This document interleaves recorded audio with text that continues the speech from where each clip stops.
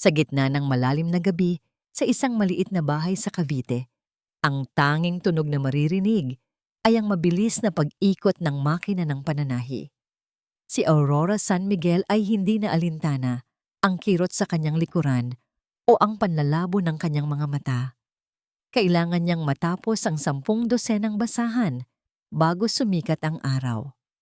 Kailangan niya ang perang ito. Bawat sentimo ay mahalaga dahil bawat sentimo ay para sa puso ng kanyang 7 taong gulang na anak, si Maya. Tumigil sandali si Aurora at nilingon ang munting higaan ni Maya. Naririnig niya ang mabigat at tila nahihirapang paghinga ng bata, isang tunog na nagpapatibok ng mabilis sa sariling puso ni Aurora sa takot. Lumapit siya at hinaplos ang malamig na noo ng anak. "Konting tiis na lang, anak," bulong niya sa sarili, habang pilit na pinipigilan ang pagtulo ng luha. "Malapit na tayong makakaipon para sa operasyon mo. Hindi pa babayaan ni nanay." Dali-dali siyang pumunta sa ilalim ng kanilang kama at kinuha ang isang lumang lata ng biskwit kung saan niya itinatago ang kanilang buhay. Ang passbook ng bangko at ang mga nakatabing cash na pinaghirapan niya sa loob ng 3 taon. Ngunit nang buksan niya ang passbook, tila tumigil ang mundo ni Aurora. Ang huling record ng transaction, isang malaking withdrawal noong nakaraang linggo. 50,000 piso ang nawala. Halos kalahati ng kanilang naipon. Nanginginig ang mga kamay ni Aurora habang binibilang muli ang mga numero. Umaasang nagkamali lang siya ng tingin, ngunit malinaw ang nakasulat.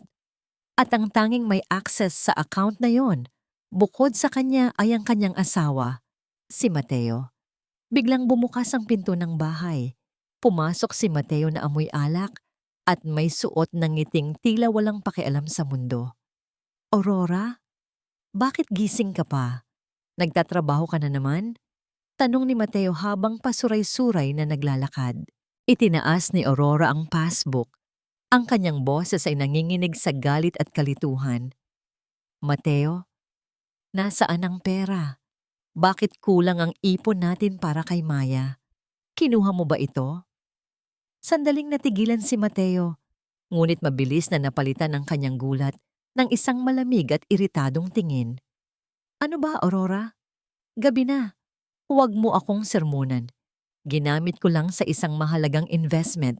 Ibabalik ko rin yan. Huwag kang praning." "Investment? Mateo, pambuhay ng anak natin yan. Alam mong kailangan na ni Maya ang operasyon sa susunod na buwan." Sigaw ni Aurora. Ang kanyang boses ay puno ng pait. Hindi na siya sinagot ni Mateo. Tumalikod ito at pumasok sa banyo. Iniwan ang asawang nakaluhod sa sahig habang yakap ang walang laman na lata ng biskwit. Sa sandaling iyon, nakita ni Aurora ang cellphone ni Mateo na naiwan sa ibabaw ng mesa. Isang notification ang umilaw, isang mensahe mula sa isang pangalang Celine. "Salamat sa dinner kanina, love. Ang ganda ng bulaklak na binigay mo. See you tomorrow. Can't wait for our trip." Nanlamig ang buong katawan ni Aurora. Hindi lang pera ang nawala sa kanya. Tila ang buong pundasyon ng kanyang buhay ay gumuho sa isang kisap mata. Kinabukasan, habang nasa trabaho si Mateo, hindi na nakatiis si Aurora. Sinundan niya ang lokasyon na nabasa niya sa isa pang mensahe sa phone ni Mateo kaninang umaga. Dinala siya ng kanyang mga paa sa isang mamahaling restaurant sa labas ng Cavite. Doon, sa pamamagitan ng salamin na bintana, nakita niya ang asawang pinagkatiwalaan niya ng buong buhay niya. Si Mateo ay nakaupo katabi ng isang batang babae na napakaganda at nakasuot ng mamahaling damit. Masayang tumatawa si Mateo habang hinahawakan ng kamay ng babae. Sa ibabaw ng mesa, may isang malaking buke ng pulang rosas. Dahan-dahang hinawakan ni Aurora ang kanyang dibdib. Ang sakit na nararamdaman niya ay higit pa sa anumang hirap na dinanas niya sa pagtatrabaho gabi-gabi. Habang ang kanyang anak ay nahihirapang huminga sa loob ng isang maliit at mainit na bahay, ang kanyang asawa ay nagpapakasasa sa karangyaan kasama ang ibang babae gamit ang perang dapat ay magliligtas sa buhay ni Maya. Sa gitna ng kanyang panlalabo ng paningin dahil sa luha, isang boses ang narinig niya sa kanyang likuran. Aurora? Ikaw ba yan? Lumingon siya at nakakita ng isang lalaking nakasuot ng formal na coat, may dalang leather briefcase at may mga matang puno ng pagtataka at pag-aalala. Nanlaki ang mga mata ni Aurora nang makita si Lucas Villanueva, ang lalaking minsang tinulungan niya sa simpleng paraan sa harap ng courthouse ay nakatayo ngayon sa kanyang harapan, saksi sa pinakamalaking pagkawasak ng kanyang buhay. Ngunit hindi niya ito inintindi. Ang buong atensyon niya ay nakatuon pa rin sa dalawang taong nagtatawanan sa loob ng restaurant na tila walang pakialam sa mundo. Hindi ito totoo, bulong ni Aurora habang nanginginig ang buong katawan. Hindi maaaring gawin ito ni Mateo sa amin. Nilapitan siya ni Lucas. Ang kanyang mukha ay puno ng pag-aalala. Aurora, anong nangyayari? Sino ang mga yan? Ngunit bago pa makasagot si Aurora, bumukas ang pinto ng restaurant at lumabas si Mateo kasama si Celine. Magkahawak kamay ang dalawa. Nang makita niya si Aurora, biglang nanigas ang mukha ni Mateo. Ang ngiti niya ay nawala, napalitan ng inis at pagkadismaya. Aurora, anong ginagawa mo rito? Tanong ni Mateo. Ang boses ay matigas. Lumapit siya kay Aurora. Hinila ang braso nito palayo kay Lucas. Sino na naman yan? Sinusundan mo ba ako? Mateo, ang pera ni Maya. Bakit mo ginawa sa amin ito? Mahina, ngunit may pait na tanong ni Aurora. Hindi ininda ang hapdi ng paghila ni Mateo. Ang kanyang mga mata ay nanunumbat. Huwag mong ipahiya ang sarili mo rito, Aurora. Bulong ni Mateo. Ang kanyang pamilyar na mukha ay ngayon ay tila ibang tao. At huwag mong isali ang bata sa usapan nating dalawa. Biglang humakbang si Celine. Hinawakan ang braso ni Mateo. Sino siya, love? Girlfriend mo ba to dati? May pagtawa, ngunit may halong pagmamataas na tanong niya. Naramdaman ni Aurora ang pag-init ng kanyang mga tainga. Ang kirot ay bumalot sa kanyang puso. Hindi ko siya girlfriend, Celine. Mabilis na sagot ni Mateo. Tila ikinahihiya ang presensya ni Aurora. Siya si Aurora, ang aking asawa, pero hindi na kami nagkakasundo. Pagkatapos ay bumaling siya kay Aurora, ang kanyang boses ay naging mas malupit. At tutal ay nakita mo na, aaminin ko na sa'yo. Si Celine ang mahal ko, Aurora. Siya ang gusto kong makasama. Hindi ikaw, hindi na ikaw. Para siyang sinaksak ng 1,000 kutsilyo. Ang mga salitang yon, binitawan ng walang pakundangan, ay mas masakit pa sa anumang sakit na pisikal. Nilingon niya si Celine na ngayon ay nakatingin sa kanya ng may halong awa at pagtataka. Pero Mateo, ang anak natin, si Maya. Paano si Maya? Halos pasigaw na tanong ni Aurora. Nangihina ang mga tuhod. Umiling si Mateo. Problema mo na yan, Aurora. Alam mo namang mahina ang loob ko sa mga may sakit. Hindi ko kayang harapin ang sitwasyon ni Maya. Sa sandaling iyon, isang mamahaling sasakyan ang huminto sa gilid ng kalsada.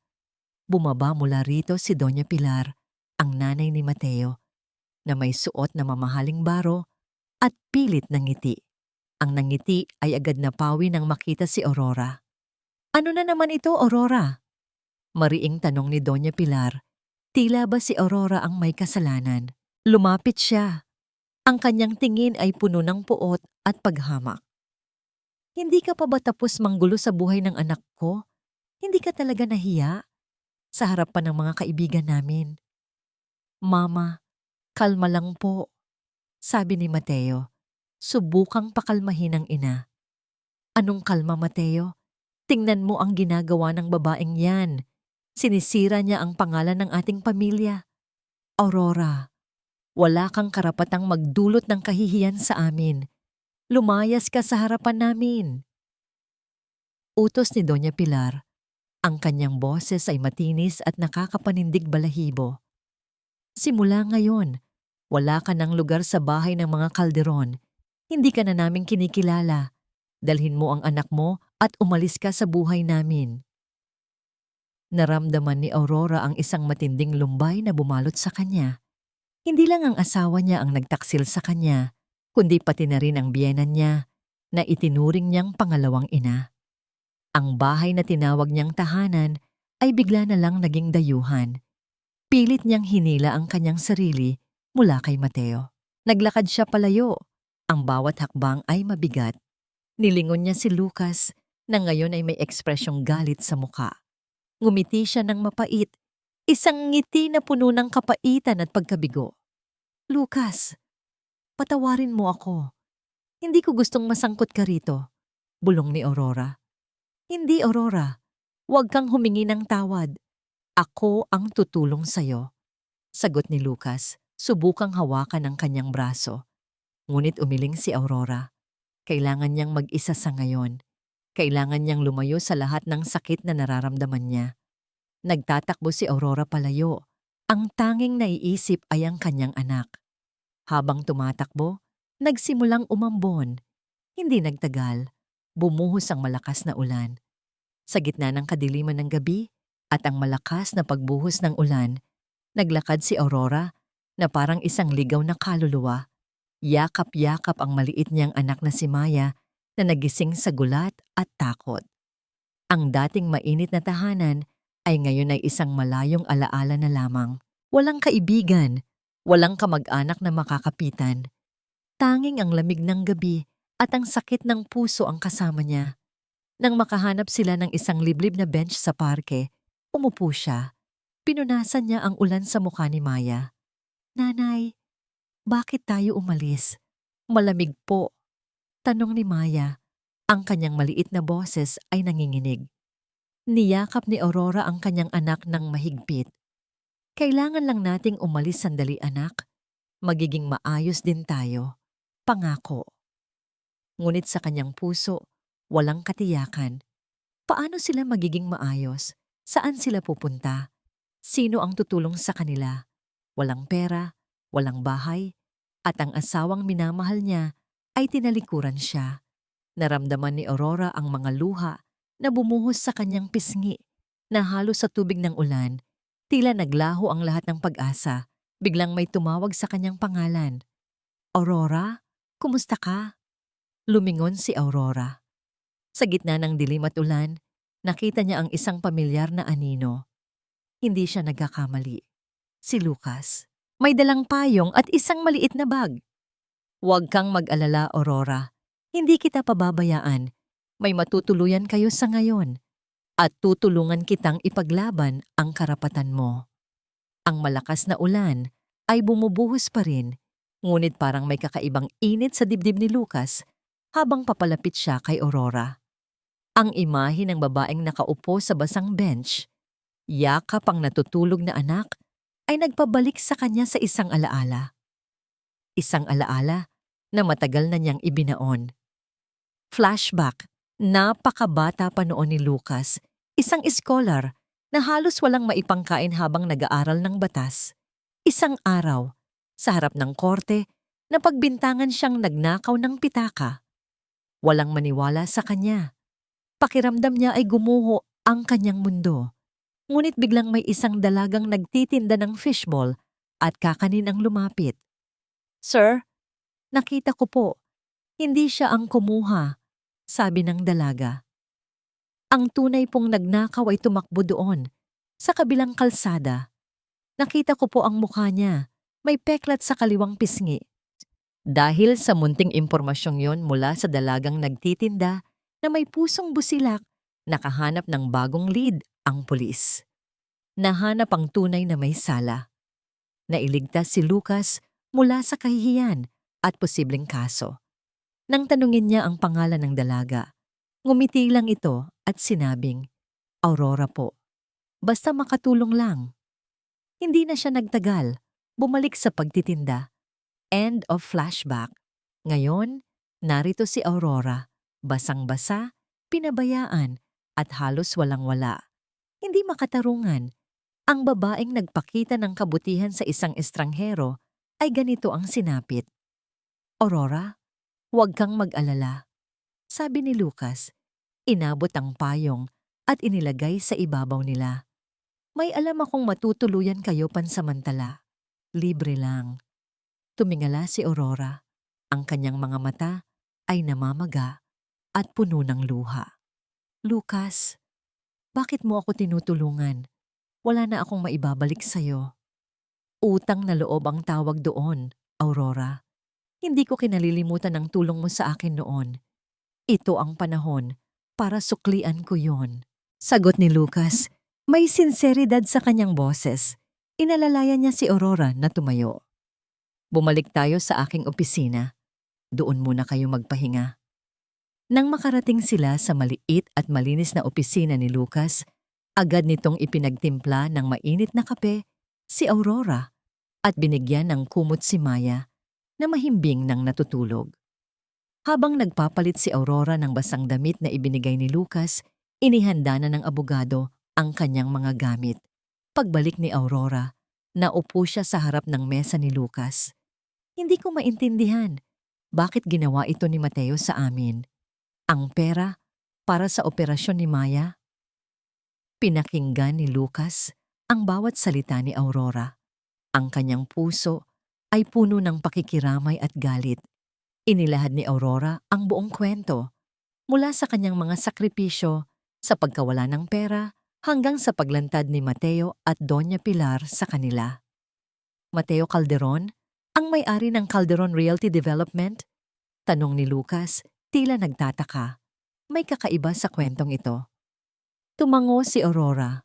Oo, siya, pati ang mama niya, si Doña Pilar.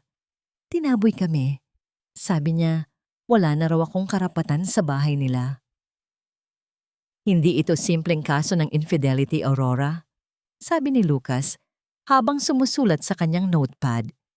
Ang pagkuha ng pera na para sa pagpapagamot ng anak ninyo ay isang seryosong krimen. At ang pagpapaalis sa iyo sa bahay ng walang legal na basihan ay illegal din. Mayroon kang karapatan. Nilingon ni Lucas si Aurora. Ang kanyang tingin ay matatag at puno ng determinasyon. Huwag kang mag-alala. Ipapanalo natin ito. Sisimulan natin sa pagkuha ng custody kay Maya at pagkatapos ay hahabulin natin ang lahat ng karapatan mo bilang asawa at ina. Sa mga sumunod na araw, nagsimula si Lucas sa masusing pag-iimbestiga. Kinukuha niya ang mga bank statement, marriage certificate, birth certificate ni Maya at mga katibayan ng pagmamay-ari ng bahay ng mga Calderon. Habang sinusuri niya ang mga dokumento, may isang bagay siyang napansin na kakaiba. Ang mga withdrawal slip ng bank account ni Maya ay may pirma ni Mateo. Ngunit tila may bahagyang pagkakaiba ang pirma sa iba pang legal na dokumento ni Mateo. Napakaliit na detalye, ngunit sapat para magtanong si Lucas. Ito ay maaaring mas malalim pa sa inaakala natin. Bulong ni Lucas sa sarili habang tinititigan ang mga papeles. Biglang tumunog ang kanyang telepono. Isang dating kasamahan sa National Bureau of Investigation, NBI ang tumawag. Attorney, may impormasyon akong nakuha tungkol sa kliyente mo, sabi ng boses sa kabilang linya. Ang Mateo Calderon na tinutukoy mo, may kaso siyang hinaharap sa kumpanya. May mga malalaking halaga ng pera na nawawala. At may hinala na ginagamit niya ang pondo ng kumpanya para sa pansariling luho. At may narinig akong balita. May plano siyang ibenta ang ancestral house nila. Mabilis na mabilis. Nanlaki ang mga mata ni Lucas. Ancestral house? Ibebenta? Ang walang pahintulot ni Aurora. At ginagamit ang pondo ng kumpanya? Tiningnan ni Lucas si Aurora na ngayon ay nagbabasa ng librong pambata kay Maya. Ang kanyang determinasyon ay lalong tumindi. Hindi lang pagtataksil ang ginawa ni Mateo. May mas malalim itong kasakiman. Salamat sa impormasyon, sabi ni Lucas sa kabilang linya. Patuloy akong maghahanap ng ebidensya. Pagkababa ng telepono, alam ni Lucas na hindi lang isang kaso ng pamilya ang kanyang hinaharap. Ito ay isang malaking kaso ng pandaraya at pagnanakaw. At ang lahat ng ebidensya ay unti-unting nagtuturo kay Mateo. Nagsimula ang panibagong kabanata sa buhay ni Aurora, puno ng takot, ngunit may bahid ng pag-asa dahil sa presensya ni Lucas. Ang maliit na opisina ng abogado ay naging kanlungan niya at ni Maya. Habang abala si Lucas sa paghahanda ng kanilang kaso, si Aurora naman ay sinubukang magpakanormal para sa kanyang anak. Ngunit ang bawat tingin niya kay Maya, ang bawat ubo ng bata, ay nagpapaalala sa kanya ng dahilan kung bakit niya kailangan lumaban, ang perang ninakaw ni Mateo. Isang araw, habang papunta sila sa family court para sa unang hearing ng custody case ni Maya, sinalubong sila ng mga pamilyar na mukha. Naroon si Mateo, mayabang na nakatayo, at sa tabi niya ay si Doña Pilar, na may suot na mamahaling damit at mga alahas na tila pupunta sa isang social event. Ang kanilang mga tingin ay puno ng paghamak. Tingnan mo nga naman, bungad ni Doña Pilar. Ang kanyang boses ay may halong sarkasmo. Ang isang hamak na babae, sumasama sa abogado. Siguro naman ay may kapalit ang kabutihan ng abogadong iyan. Huwag mong dungisan ang pangalan ni Attorney Villanueva, Doña Pilar, sagot ni Aurora. May tapang sa kanyang boses na hindi niya akalaing taglay niya. Siya ay tumutulong sa amin ng walang kapalit. Humalakhak si Mateo. At sino ang maniniwala sa iyo, Aurora? Ang isang babaeng iniwan ng asawa at walang kakayahang buhayin ang sarili. At ang anak? Sino ang gugustuhin sa iyo? Mateo, sapat na, mariing sabi ni Lucas, humarang sa pagitan ni Aurora at Mateo. Sa korte tayo mag-uusap. Doon natin ilatag ang katotohanan. Ngunit hindi tumigil si Doña Pilar. Sa mga sumunod na araw, nagsimula ang mga tsismis na kumalat sa kanilang dating subdivision. Mga sabi-sabi na si Aurora ay isang gold digger na sinadya niyang pakasal kay Mateo para lang sa pera, at ngayon ay pinagpapalit na niya ang kanyang asawa sa kanyang abogado. Ang mga kapitbahay na dati ay kinakausap niya, ngayon ay umiiwas. Ang sakit ng paninira ay parang laso na unti-unting kumakain sa kanyang kaluluwa. Huwag kang makinig sa kanila, Aurora, sabi ni Lucas, nang malaman niya ang mga kumakalat na balita. Iyan ang taktika ng mga desperado. Alam nilang masama ang posisyon nila, kaya sinisiraan kanila. Naramdaman ni Aurora ang pagod. Pero Lucas, paano kapag totoo ang mga sinasabi nila? Paano kung walang maniwala sa akin? Hinawakan ni Lucas ang kanyang balikat. Maniniwala sila, Aurora. Dahil may ebidensya tayo at may hustisya, huwag kang susuko. Samamantala, abala si Lucas sa paghuhukay ng mas malalim pa sa mga transaksyon ni Mateo. Sa tulong ng kanyang mga contact sa Registry of Deeds at Land Management Bureau, natuklasan niya ang isang nakakagulat na impormasyon. Aurora, sabi ni Lucas isang gabi, ang kanyang mukha ay seryoso. May mas malaking problema. Nakita ko ang mga papeles ng ancestral house ng mga Calderon. Mayroong deed of sale na tila ginawa kamakailan lang. At ang pumirma sa'yo, Aurora, tila may nagkakaiba sa pirma mo. Nanlamig si Aurora. Ano? Ibebenta niya ang bahay. Pero kailangan ko rin pumirma doon. At hindi ko kailanman pinirmahan ang ganoong dokumento. Iyon nga ang problema, sabi ni Lucas. May malakas akong hinala na ginaya ni Mateo ang pirma mo. Pandaraya ito, Aurora. Mas seryoso pa sa pagkuha ng pera ni Maya. Ang balitang ito ay parang bombang sumabog sa dibdib ni Aurora. Hindi lang pera ang ninakaw ni Mateo, kundi pati ang kanilang kinabukasan. Ang bahay na pinagsamahan nila, ang tanging pamana sana ni Maya, ay balak din itong ibenta. Ang kasakiman ni Mateo ay walang katapusan. Nang gabing iyon, hindi makatulog si Aurora. Ang mga salita ni Lucas ay umalingaw-ngaw sa kanyang isip. Ginaya ni Mateo ang pirma mo. Kinaumagahan, habang naglalakad siya sa labas para bumili ng gatas para kay Maya, napansin niya ang isang pamilyar na mukha. Si Celine. Nag-iisa ito at nakatayo sa harap ng isang mamahaling tindahan ng alahas. Lihim na sinundan ni Aurora si Celine. Nakita ni Aurora si Celine na nakangiti habang tinitignan ang isang kumikinang na diamond wedding ring.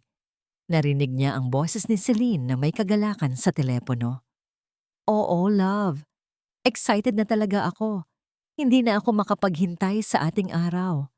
Salamat sa lahat, Mateo. Biglang bumagsak ang pinamili ni Aurora sa kanyang mga kamay.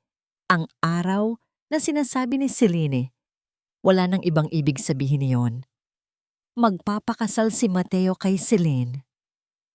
Ang balita mula kay Aurora tungkol sa nakita niya kay Celine at sa diamond ring ay nagpatibay sa hinala ni Lucas. Mayroong isang mas malaking plano si Mateo Calderon na unti-unti niyang binubuo. Hindi na lang ito kaso ng pagtataksil at pagnanakaw. Ito ay isang seryosong kaso ng panloloko, pandaraya at posibleng fraud. Hindi na nag-aksaya pa ng oras si Lucas. Gumamit siya ng lahat ng kanyang koneksyon, pati na rin ang mga dating kasamahan sa NBI at Land Registration Authority, LRA, upang hukayin ang bawat detalye ng buhay ni Mateo at ng pamilya Calderon. Kailangan niyang maging maingat. Ang mga Calderon ay makapangyarihan at may impluwensya at alam niyang gagawin nila ang lahat upang protektahan ang kanilang pangalan. Sa loob ng ilang araw, lumabas ang nakakagulat na impormasyon. Una, ang bank account ni Mateo. Sa tulong ng isang kaibigan sa bangko, nakuha ni Lucas ang mga kopya ng bank statement ni Mateo. Malinaw na ipinapakita nito ang malalaking withdrawal na naganap hindi lang sa savings account ni Maya, kundi pati na rin sa joint account ni na Mateo at Aurora. Bukod pa rito, may mga kahinahinalang transaksyon mula sa corporate account ng Calderon Realty Development na idineposito sa personal account ni Mateo at pagkatapos ay mabilis na inilipat sa isang offshore account. Kaya pala nagmamadali, bulong ni Lucas sa sarili. Hindi lang pera ni Maya ang kinuha, kundi pati ang pondo ng kumpanya. Pangalawa, ang usapin sa ancestral house.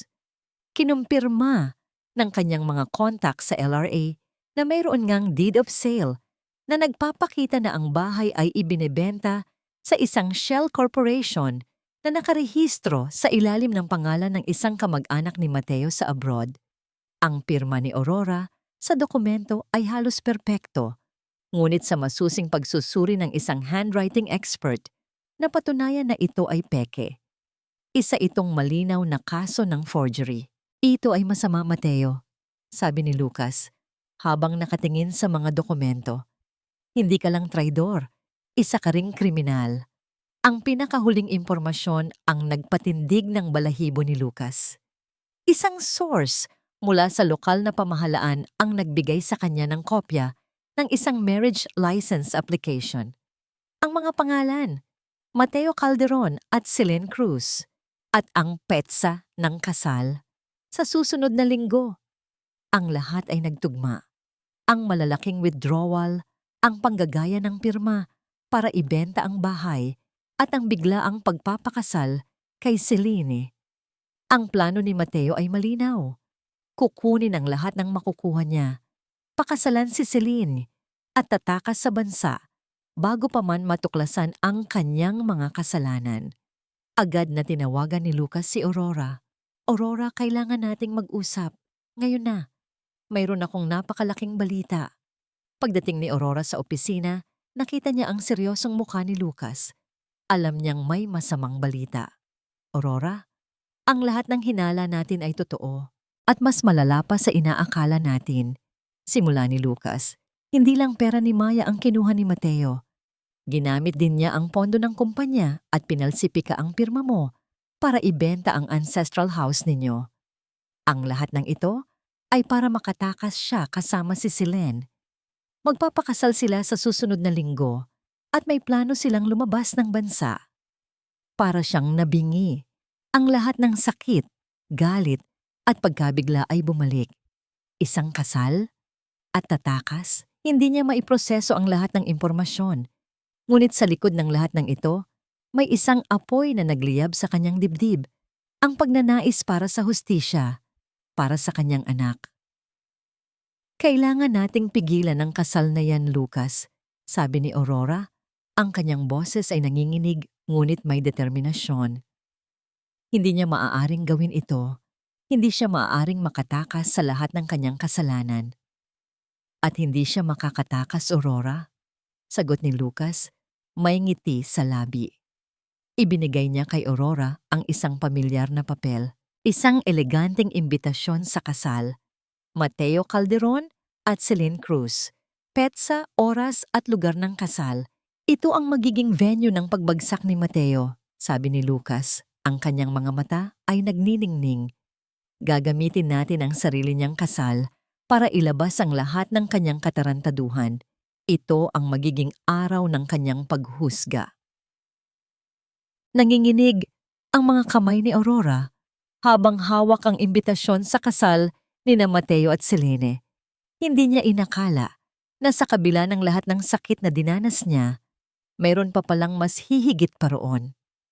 Ang kanyang asawa, ang ama ng kanyang anak, ay magpapakasal sa ibang babae habang nakasal pa rin sa kanya at balak pang tumakas matapos magnakaw ng lahat ng kanilang ari-arian. Doon sa loob ng opisina ni Lucas, sa ilalim ng ilaw na tila malabo, nagsimulang bumuhos ang mga luha ni Aurora. Matagal na siyang nagpigil, pilit na nagpapakatatag para kay Maya. Ngunit sa sandaling iyon, ang sakit ay tila masyadong matindi. Hindi ko kaya, Lucas, hikbi ni Aurora. Pagod na ako. Pagod na akong lumaban. Baka dapat ko na lang tanggapin. Baka ito na talaga ang tadhana namin ni Maya. Ang bawat salita niya ay puno ng kapaitan at pagkabigo. Para siyang isang bangka na nawasak sa gitna ng bagyo, walang layag, walang direksyon. Ang lahat ng sakripisyo niya, ang lahat ng pangarap niya, ay tila naglaho na parang bula. Ngunit habang umiiyak siya, nagpakita si Maya mula sa kabilang kwarto. Kinukusot ang kanyang mga mata. Nanay, bakit ka po umiiyak? Ang munting boses ni Maya ay tila isang busina na gumising sa kaluluwa ni Aurora. Tiningnan niya ang kanyang anak, ang inosenteng muka, ang mga matang nagtatanong. Ang munting puso ni Maya na nangangailangan ng operasyon ay siyang nagbigay sa kanya ng lakas. Naalala niya ang mga salita ni Doña Pilar, ang paghamak ni Mateo, ang pagpapabaya sa kanyang anak. Biglang nagliyab ang isang apoy sa loob ni Aurora. Hindi siya susuko. Hindi niya hahayaang magwagi ang kasamaan. Hindi niya hahayaang sirain ni Mateo ang kinabukasan ng kanyang anak. Pinunasan ni Aurora ang kanyang mga luha. Ang kanyang mga mata, na kanina ay puno ng kalungkutan, ngayon ay may matinding determinasyon. Hindi, Lucas, sabi ni Aurora. Ang kanyang boses ay matatag. Hindi ako susuko. Kailangan kong labanan ito para kay Maya. Kailangan kong ipaglaban ang hustisya. Ngumiti si Lucas. Iyan ang Aurora na kilala ko. Hindi ka nag-iisa. Nandito ako para tulungan ka. Sa mga sumunod na araw, naging abala sila sa paghahanda para sa araw ng paghusga. Masinsinang inilatag ni Lucas ang lahat ng ebidensya. Ang mga bank statement na nagpapatunay sa pandaraya ni Mateo, sa pera ni Maya at sa kumpanya. Ang mga ulat ng handwriting expert tungkol sa pekeng pirma sa deed of sale at ang marriage license application ni Mateo at Selene. Nagbigay din si Lucas ng kopya ng mga dokumento sa kinauukulang awtoridad, ang pulisya at ang NBI, upang makasigurong mayroong legal na aksyon na magaganap. Kailangan nilang maging handa para sa lahat ng posibleng mangyari. Habang naghahanda, may isang tanong na gumugulo sa isip ni Aurora. Lucas, paano kung maging mapanganib? Paano kung saktan nila ako? Hindi ko hahayaang mangyari iyon, Aurora, sagot ni Lucas, may pagtiyak sa boses. May mga pulis na nakahanda. Ikaw at si Maya ang aking poprotektahan. Sa gabi bago ang kasal, hindi nakatulog si Aurora. Ang kanyang puso ay kumakabog. Isang malaking laban ang kanyang kakaharapin. Ngunit nang makita niya si Maya na mahimbing na natutulog sa tabi niya, naaalala niya ang kanyang rason. "Maya, anak ko," bulong ni Aurora. Hinaplos ang buhok ng kanyang anak. "Kailangan kong maging matapang para sa'yo. Hindi ko hahayaang saktan kanila. Hindi ko hahayaang kunin nila ang kinabukasan mo." Kinabukasan isinuot ni Aurora ang isang simpleng baro. Ngunit ang kanyang mukha ay may kakaibang pagtatag. Hindi na siya ang dating Aurora na mapagpasensya at sunod-sunuran. Ang kanyang mga mata ay nagniningning na may apoy ng determinasyon. "Handa ka na ba, Aurora?" tanong ni Lucas nang dumating ito upang sunduin siya. Tumingin si Aurora kay Lucas. Isang matapang na ngiti ang sumilay sa kanyang labi. "Handa na ako, Lucas. Tapos na ang pagiging biktima ko. Ngayon, ako naman ang magbibigay ng hustisya." Ang araw na pinangarap ni Celine sa buong buhay niya ay narito na. Nakasuot siya ng isang puting wedding gown na kinang-kinang sa bawat galaw niya. Sa harap ng salamin, tinitigan niya ang kanyang refleksyon. Maganda siya. Ngayon, magiging si Mrs. Mateo Calderon na siya, ang babaeng magkakaroon ng marangyang buhay na matagal na niyang hinahangad. "Celine, anak, handa ka na ba?" tanong ni Doña Pilar na may malaking namatangiti sa kanyang labi. Pumasok ito sa dressing room. May dalang bouquet ng puting rosas. "Ang ganda mo, Hija. Perfect ka para sa anak ko." Napangiti si Celine. Ang pagtanggap ni Doña Pilar sa kanya ay laging nagpapagaan ng kanyang loob. Akala niya ay mahihirapan siya sa biyenan, ngunit tila mas masaya pa ito sa kanya para sa kasal. "Salamat po, Doña Pilar," sagot ni Celine. Ang kanyang puso ay puno ng kagalakan. "Ako po ang pinakamaswerteng babae sa mundo." Ngunit sa gitna ng kanyang kagalakan, mayroong maliit na tinig sa kanyang isip na hindi niya maintindihan. Sa mga nakaraang linggo, napansin niya ang pagiging atat ni Mateo. Laging nagmamadali, laging may kausap sa telepono, at tila laging may itinatago. "Love, sigurado ka ba talagang kailangan nating bilisan ang pag-alis pagkatapos ng kasal?" tanong ni Celine kay Mateo noong isang gabi, habang naghahanda sila. "Oh, Love, may urgent business meeting tayo sa abroad." Mabilis na sagot ni Mateo, hindi man lang siya tinignan. "Huwag ka nang magtanong. Basta ako ang bahala. Sisiguraduhin kong magiging maganda ang honeymoon natin." Ang mabilis na sagot ni Mateo ay tila pumawi sa kanyang pagdududa, ngunit merong kakaiba sa paraan ng kanyang pagmamadali. Pakiramdam niya ay may hindi sinasabi si Mateo sa kanya, ngunit ayaw niya nang mag-isip pa. Ito ang araw ng kasal niya. "Tara na, Hija. Naghihintay na ang lahat," sabi ni Doña Pilar, abalang-abala sa pag-aayos ng belo ni Celine. "Hindi na ako makapaghintay na makita ang mukha ni Mateo. Tiyak na maliligayahan siya." Naglakad si Celine patungo sa pintuan ng simbahan. Ang bawat hakbang ay mabagal, ngunit puno ng pag-asa. Sa likod ng malalaking kahoy na pinto, naririnig niya ang malakas na tugtog ng organ at ang bulungan ng mga tao. Iminulat niya ang kanyang mga mata. Hinanda ang sarili sa bagong kabanata ng kanyang buhay. Nang marating niya ang pintuan, huminto siya. Ang kaba ay bumalot sa kanyang buong katawan. Hindi ito ang normal na kaba ng isang ikakasal. Ito ay isang kakaibang pakiramdam. Tila isang babala. Pakiramdam niya ay may mangyayaring hindi inaasahan. "Handa ka na ba?" tanong ng wedding coordinator na may ngiti sa labi. Tumango si Celine. "Oo, handa na ako." Dahan-dahang binuksan ang malaking pinto ng simbahan. Ang lahat ng mata ay nakatuon sa kanya. Ang puting aisle, ang magarbong dekorasyon, ang mga matataas na bisita. Ngumiti si Celine. Sinubukan niyang magpakatatag. Hinanap niya ang mga mata ni Mateo. Nakangiti ito sa kanya, ngunit merong bakas ng pag-aalala sa kanyang mga mata. Nagsimulang maglakad si Celine patungo sa altar. Ang bawat hakbang ay tila isang panaginip. Ang lahat ay perpekto. Ngunit nang marating niya ang gitna ng aisle, biglang may isang malakas na tunog. Ang malaking pintuan ng simbahan na isinara na ay biglang bumukas ng maluwag. Lumingon ang lahat. Naputol ang musika. Ang lahat ay nabalot ng katahimikan. Nakita ni Celine ang isang babaeng nakatayo sa bukana ng simbahan, hindi nakasuot ng pang-okasyon, ngunit may tingin na kasing talim ng matalim na kutsilyo. Si Aurora San Miguel, sa tabi niya ay si Lucas Villanueva, at sa kanilang likuran ay ilang unipormadong pulis. Ang ngiti ni Celine ay unti-unting nawala. Ang kanyang puso ay kumalabog ng mabilis. Ang kakaibang kaba na kanina ay nararamdaman niya ay naging matinding takot.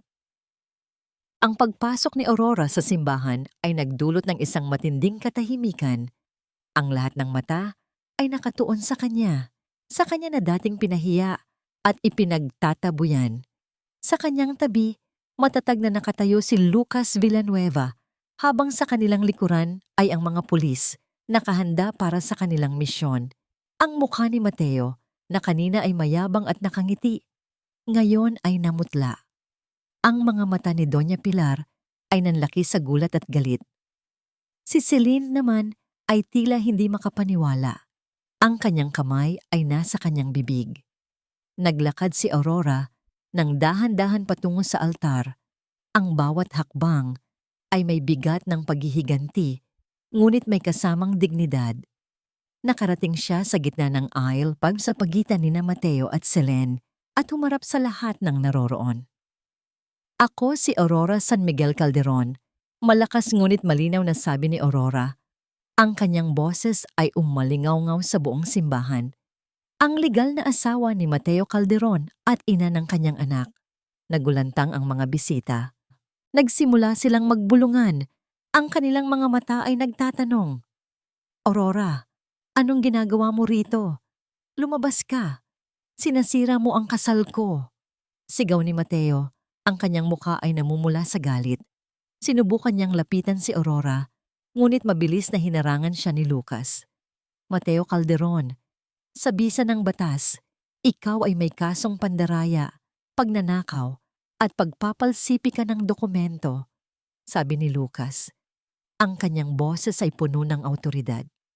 Ang perang inilaan para sa operasyon ng iyong anak na si Maya ay iyong ninakaw para sa iyong sariling kapakanan at luho kasama ang iyong kinakasama. Bukod pa rito, pinalsipika mo ang pirma ng iyong asawa na si Aurora sa deed of sale ng ancestral house ng inyong pamilya upang ibenta ito ng walang pahintulot.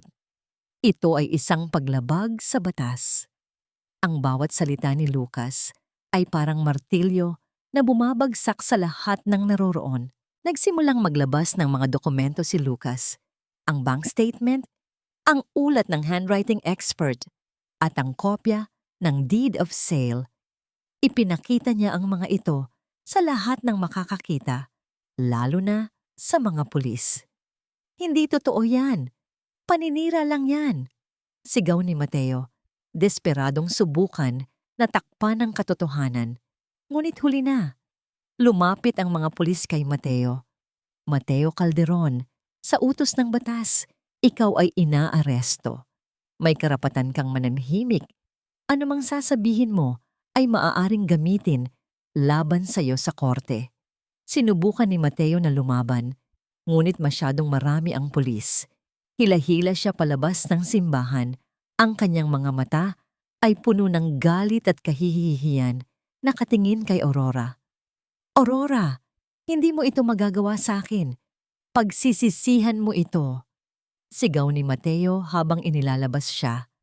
Samantala, si Doña Pilar, na kanina ay nagtatangkang lapitan ng mga pulis, ay biglang natigilan. Ang kanyang mukha ay namutla. Ang kanyang mga alahas ay tila nawalan ng kinang. Hindi maaring mangyari ito. Sigaw ni Doña Pilar. Ang kanyang boses ay nanginginig. Ang anak ko, Lucas, pakawalan mo siya. Bibigyan kita ng kahit anong halaga. Doña Pilar, Alam nating pareho na hindi lang ito ang kasalanan ni Mateo, sabi ni Lucas. Ang kanyang tingin ay matalim. Mayroon din tayong ebidensya na ikaw ay kasabwat sa mga illegal na transaksyon sa kumpanya. Ang pagtakip mo sa mga anomalya at ang pagpayag mo na gamitin ang ancestral house bilang collateral sa mga kahina-hinalang pautang. Ang lahat ng ito ay bahagi ng mas malaking kaso ng pandaraya. Bumagsak si Doña Pilar sa sahig. Ang kanyang mga mata ay nanlalaki sa gulat. Ang lahat ng kanyang pangarap para sa kanyang anak, ang kanyang reputasyon, ang kanyang buong buhay ay gumuho sa isang iglap. Ang mga bisita na kanina ay nagbubulungan, ngayon ay nakatingin sa kanya ng may awa at pagkadismaya. Si Celine, na kanina ay nakatayo pa rin sa altar, ay lumapit kay Aurora. Ang kanyang mga mata ay puno ng luha, hindi dahil sa kahihiyan, kundi sa pagkabigla at sakit. Aurora, hindi ko alam. Wala akong kaalam-alam sa mga ginagawa niya. Hikbi ni Celine. Naniwala ako sa kanya. Akala ko mahal niya ako. Tiningnan ni Aurora si Celine. Ang kanyang puso ay kumirot, ngunit hindi na sa galit. Naramdaman niya ang awa para sa babaeng ito, na tulad niya ay biktima rin ng panloloko ni Mateo. Naniwala ako sa kanya, ulit ni Celine. Ang kanyang boses ay halos pabulungi. Ang araw ng kasal, na dapat ay puno ng pagmamahalan at kagalakan, ay naging araw ng pagbagsak ng isang imperyo. Si Mateo, ang mayabang na si Mateo, ay hinila palabas ng simbahan. Ang kanyang sigaw ay unti-unting nawawala. Si Doña Pilar ay nakahandusay sa sahig. Ang kanyang pag-iyak ay tila isang malakas na hiyaw ng pagkabigo. At si Aurora, sa gitna ng lahat, ay nakatayo, matatag, at sa wakas ay nararamdaman ang simula ng hustisya. Lumipas ang mga araw matapos ang iskandalo sa simbahan, ngunit ang eko ng mga pangyayari ay tila naririnig pa rin sa buong Cavite. Ang balita tungkol sa pag-aresto kay Mateo Calderon sa sarili nitong kasal ay naging headline sa mga balita at umalingaw-ngaw sa social media. Ang dating respetadong pangalan ng Calderon ay ngayon ay kasing kahulugan na ng pandaraya at kahihiyan. Si Aurora, sa kabila ng panalo sa kaso, ay nakaramdam ng kakaibang katahimikan. Hindi ito ang galak na inaasahan niya. Ito ay isang uri ng kapayapaan na dulot ng katotohanan na, sa wakas, ay nagkamit ng hustisya. Sa korte, mabilis na lumabas ang hatol para kay Mateo. Sa dami ng matibay na ebidensya na inilatag ni Lucas, wala nang nagawa si Mateo kundi tanggapin ang kanyang kapalaran. Hinatulan siya ng mahabang panahon ng pagkakakulong para sa mga kasong pandaraya, pagnanakaw, at pagpapalsipika ng dokumento. Nang makita ni Aurora si Mateo sa huling pagkakataon sa loob ng courtroom, nakasuot na ito ng orange na uniforme ng bilanggo. Ang dating mayabang na lalaki ay ngayon ay mukhang basag. Hindi nagtagal, bumagsak din ang negosyo ng Calderon Realty Development. Ang mga ari-arian nila ay kinuha upang mabayaran ang mga utang at ang mga ninakaw na pondo. Si Doña Pilar, na dating matapang at mayabang, ay humarap din sa sarili niyang bangungot. Dahil sa pagiging kasabwat niya sa ilang illegal na transaksyon ng kumpanya at ang pagtatakip sa mga kasalanan ng kanyang anak, kinasuhan din siya. Hindi siya nakulong ngunit napilitan siyang ibenta ang halos lahat ng kanyang yaman at ari-arian, kabilang ang ancestral house, upang makabayad sa mga legal na multa at maibsan ang kanyang mga kaso. Ang dating mayaman at iginagalang na Doña Pilar ay ngayon ay nabubuhay sa simpleng pamumuhay, halos walang natira sa kanyang dating karangyaan. Isang hapon, habang nagpapahinga si Aurora sa opisina ni Lucas, may kumatok sa pinto. Si Celine. Ang dating mamahaling suot niya ay napalitan ng simpleng damit. Ang kanyang mukha ay payat at may bakas ng kalungkutan. Aurora, pwede ba tayong mag-usap? Mahinang tanong ni Celine. Ang kanyang mga mata ay namamaga sa pag-iyak. Pinapasok ni Aurora si Celine. Umupo ito at nagsimulang magkwento. Inilahad, inilihad niya kung paano siya niloko ni Mateo, kung paano siya pinaikot sa matatamis na salita at mga pangako ng marangyang buhay. Naniwala siya sa mga kasinungalingan ni Mateo. Hindi niya alam na may asawa na ito at may anak. Hindi niya alam ang mga iligal na transaksyon nito. "Patawarin mo ako, Aurora," sabi ni Celine. Ang kanyang boses ay puno ng pagsisisi. "Hindi ko sinasadya ang lahat. Akala ko, mahal niya talaga ako." Tiningnan ni Aurora si Celine. Nakita niya ang isang babae na naloko rin, isang biktima ng kasakiman ni Mateo. Ang galit na dating nararamdaman niya ay napalitan ng awa. Hindi na kailangan pang maghiganti. Sapat na ang nakuha niyang hustisya. "Celine, hindi ikaw ang kalaban ko," sagot ni Aurora. May kalmadong tono. "Biktima ka rin. Ngayon, ang mahalaga ay matuto tayo sa mga nangyari." Nangako si Celine na gagawin niya ang lahat para makatulong sa pagpapatunay ng kaso ni Mateo at magsisimula siya ng panibagong buhay na malinis at hindi nakabase sa mga kasinungalingan. Sa wakas, dumating ang pinakamahalagang araw para kay Aurora, ang operasyon sa puso ni Maya. Sa tulong ng perang nabawi mula kay Mateo at ang suporta ni Lucas, matagumpay na naisagawa ang operasyon. Matapos ang ilang linggo sa ospital, tuluyang gumaling si Maya. Nang makita ni Aurora si Maya na masigla ng tumatakbo at naglalaro, ang kanyang puso ay puno ng labis na kaligayahan. Hindi na niya kailangan pang maghiganti. Ang paggaling ng kanyang anak ang pinakamalaking gantimpala.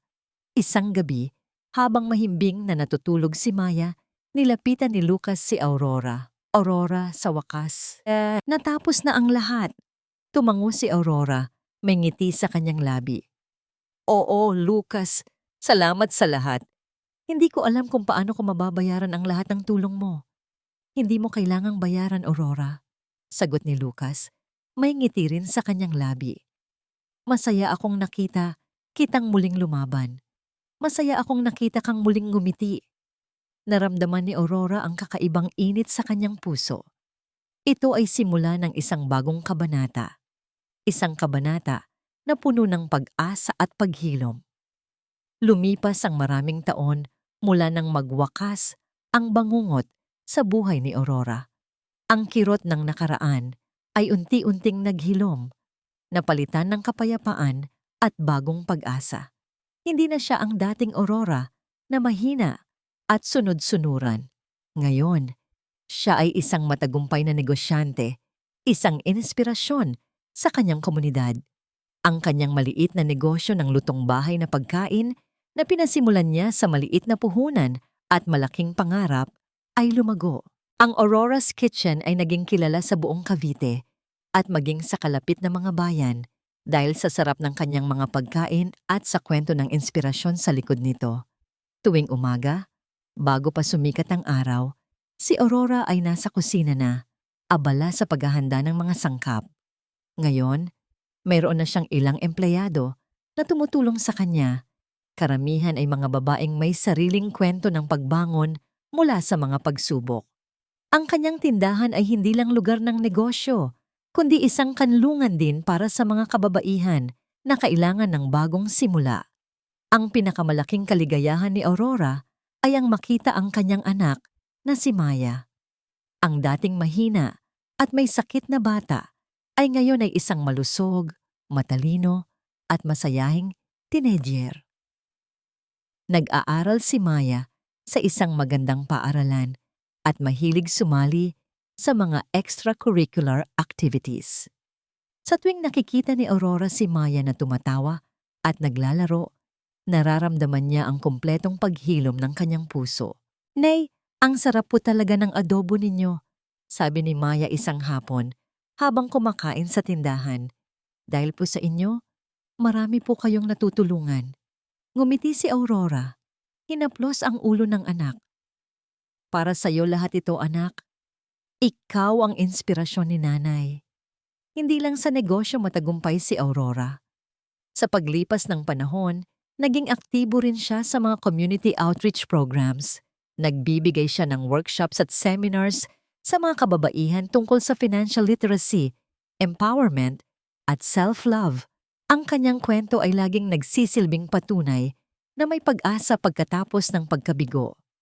Hindi hadlang ang nakaraan para makamit ang pangarap. Sabi ni Aurora sa isang seminar, ang kanyang boses ay puno ng karanasan. Ang mahalaga ay ang pagbangon at ang pagiging tapat sa sarili. Sa mga taong lumipas, naging malaking bahagi pa rin ng buhay ni Aurora si Lucas Villanueva. Hindi lang siya ang kanyang abogado, kundi isang matalik na kaibigan at tapat na kasama. Regular na bumibisita si Lucas sa Aurora's Kitchen, hindi bilang kliyente, kundi bilang isang kaibigan na laging handang makinig at magbigay ng payo. Ang kanilang samahan ay lumalim. Nagbago mula sa pagiging propesyonal tungo sa isang espesyal na koneksyon na hindi kailangan ng mga salita. Ang kanyang presensya ay nagdudulot ng kapanatagan sa puso ni Aurora. Hindi niya kailanman sinubukan na pilitin si Aurora na magmadali sa anumang bagay. Nauunawaan niya ang mga pinagdaanan nito. Isang araw, habang nagsasara na sila ng tindahan, naupo si Lucas sa harap ni Aurora. May dalang kape. Ang ganda ng negosyo mo, Aurora, sabi ni Lucas. Ang kanyang tingin ay puno ng paghanga. Proud ako sa mga narating mo. Ngumiti si Aurora. Salamat, Lucas. Dahil din ito sa tulong mo. Hindi, Aurora. Ang lahat ng ito ay galing sa'yo. Sa lakas mo. Sa pagmamahal mo para kay Maya. Sagot ni Lucas. Ang kanyang mga mata ay nananatili sa kanya. May kakaibang kislap sa mga mata ni Lucas. Isang kislap na tila hindi na professional, kundi personal. Naramdaman ni Aurora ang bahagyang pamumula ng kanyang pisngi. Ang kanyang puso ay bumilis ng bahagya. Matagal na siyang hindi nakaramdam ng ganoong pakiramdam. Ang pagmamahal, ang paghanga. Lucas, sabi ni Aurora, ang kanyang boses ay mahina. Ikaw din. Malaki ang naitulong mo sa akin. Hindi sumagot si Lucas. Ngumiti lang siya. Isang ngingiting puno ng pag-unawa at pagmamahal. Ang gabi ay bumalot sa kanila. Ngunit sa gitna ng kadiliman, mayroong isang liwanag na unti-unting nagsisimula sa puso ni Aurora. Aurora, may imbitasyon pala ako sa'yo, sabi ni Lucas. Inilabas ang isang maliit na card. Gustong-gusto kong sumama kayo ni Maya sa isang simpleng dinner sa Sabado. Gusto kitang makita sa labas ng trabaho. Nag-aalangan si Aurora, ngunit sa mga mata ni Lucas, nakita niya ang sinseridad. Sa wakas, isang ngiti ang sumilay sa kanyang labi. Sige, Lucas, sabi ni Aurora. Ang kanyang puso ay kumakabog. Masaya akong makasama kayo. Ang simpleng imbitasyon sa hapunan ay higit pa sa isang casual dinner para kay Lucas. Ito ang simula ng isang bagong yugto. Maraming taon na ang lumipas. Saksi siya sa bawat pagsubok at pagbangon ni Aurora. Sa bawat pighati na kanyang pinagdaanan, sa bawat luha na pumatak sa kanyang mga mata, at sa bawat ngiti na dahan-dahang sumilay sa kanyang mga labi. Si Lucas ay laging naroon. Hindi niya inakala na ang isang kaso ay magdadala sa kanya sa ganitong lalim ng damdamin. Noong una, pagtanaw ng utang na loob lang. Pagkatapos, paghanga sa katatagan ni Aurora. Ngayon, alam niya na mahal niya si Aurora, hindi dahil sa kanyang nakaraan, kundi dahil sa kung sino siya ngayon. Isang matapang, mabait, at inspiradong ina. Sa Sabado ng gabi, naghanda si Lucas para sa kanilang dinner. Pumili siya ng isang simpleng restaurant na may kalmadong ambience, malayo sa ingay ng syudad. Ayaw niya ng sobra-sobra. Gusto niya ng totoo at simple. Nang makita niya si Aurora at Maya na papalapit, halos huminto ang kanyang paghinga. Nakasuot si Aurora ng isang simpleng dress, ngunit mas lalong nagpapatingkad sa kanyang natural na kagandahan. Si Maya naman ay nakangiti, masigla at puno ng buhay. Salamat sa imbitasyon, Lucas, sabi ni Aurora. May bahagyang pamumula sa kanyang pisngi.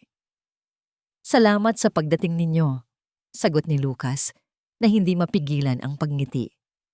Habang kumakain, masaya silang nagkwentuhan. Nagbahagi si Maya ng mga kwento tungkol sa kanyang pag-aaral at mga kaibigan. Nakinig si Lucas kay Aurora, hinayaan siya ng magsalita tungkol sa kanyang negosyo at sa kanyang mga pangarap.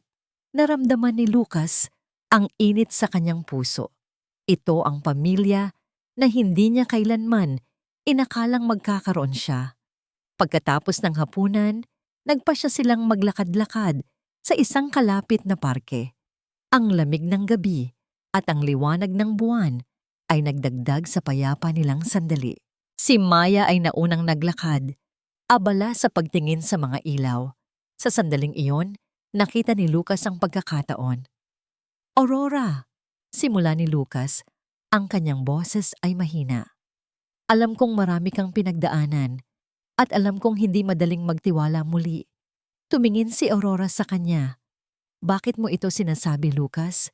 Dahil gusto kong malaman mo, sabi ni Lucas, huminto sa kanyang paglalakad. Ang pagtulong ko sa iyo noon ay utang na loob. Ang pagtulong ko sa kaso mo ay tungkulin ko bilang abogado. Pero ang nararamdaman ko ngayon para sa iyo, Aurora, hindi na ito utang na loob o tungkulin. Naramdaman ni Aurora ang pagbilis ng tibok ng kanyang puso. Nakita ko ang lahat ng paghihirap mo. Nakita ko ang lakas mo, ang kabutihan mo, at ang pagmamahal mo kay Maya. Patuloy ni Lucas, inabot ang kamay ni Aurora. Aurora, mahal kita. Hindi dahil sa kung ano ang nangyari sa nakaraan mo, kundi dahil sa kung sino ka ngayon.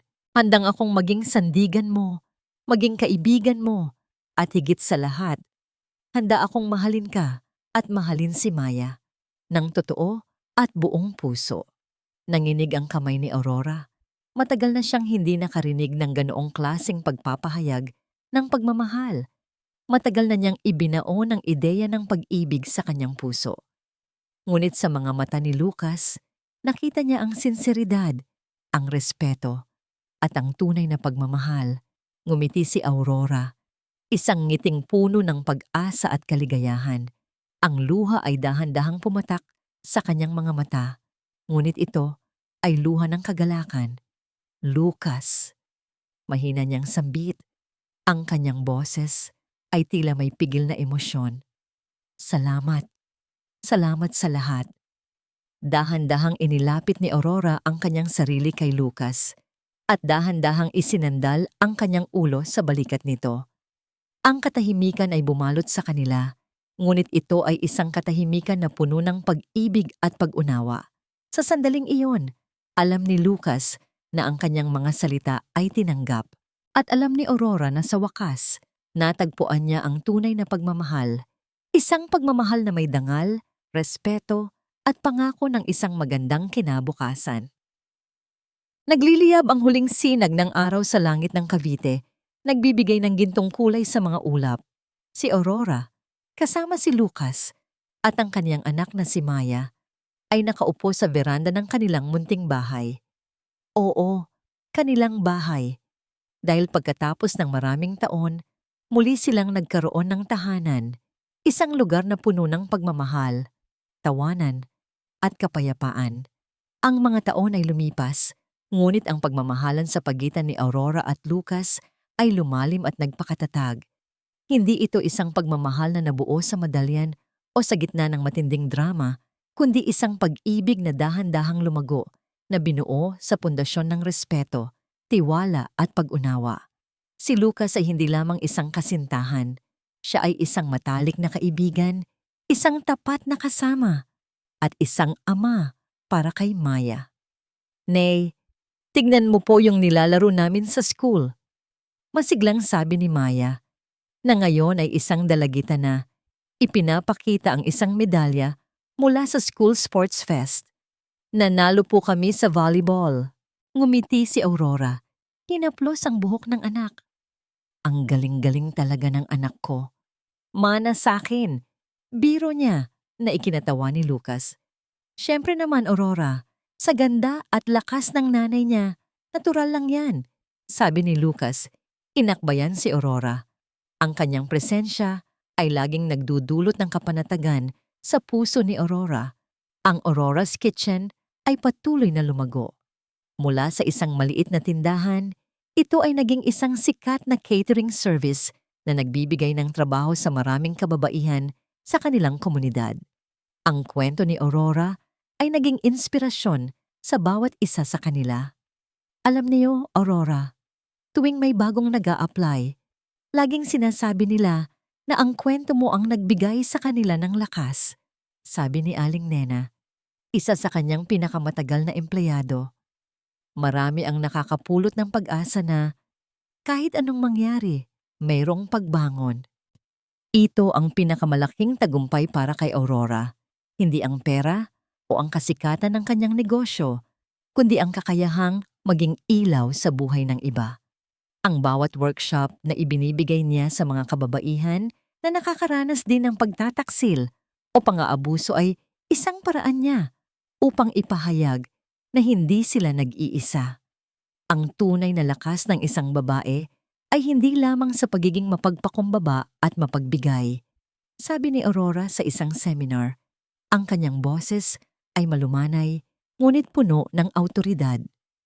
Ito ay nasa paghahanap ng boses sa pagtatanggol sa sarili at sa iyong mga mahal sa buhay at sa pagpili ng hustisya at kapayapaan kaysa sa puot.